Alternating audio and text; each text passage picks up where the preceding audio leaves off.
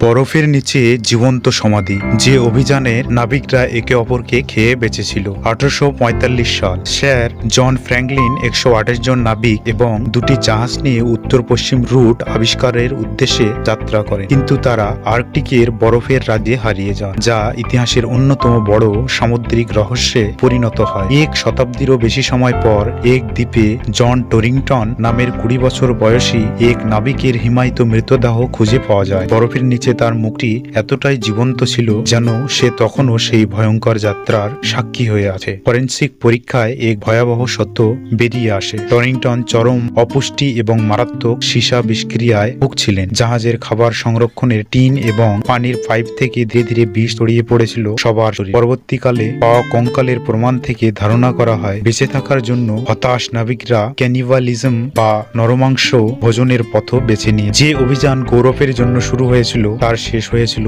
একাকিত্ব, অনাহার আর ভয়াবহতার প্রতি। ফ্র্যাঙ্কলিন অভিযান প্রকৃতির নির্মম শক্তির বিরুদ্ধে মানুষের উচ্চাকাঙ্ক্ষার এক শীতল স্মারক হয়ে আছে। বন্ধুরা, ভিডিওটি ভালো লাগলে চ্যানেলটিকে সাবস্ক্রাইব করে একটি লাইক, কমেন্ট ও শেয়ার করে দিবেন।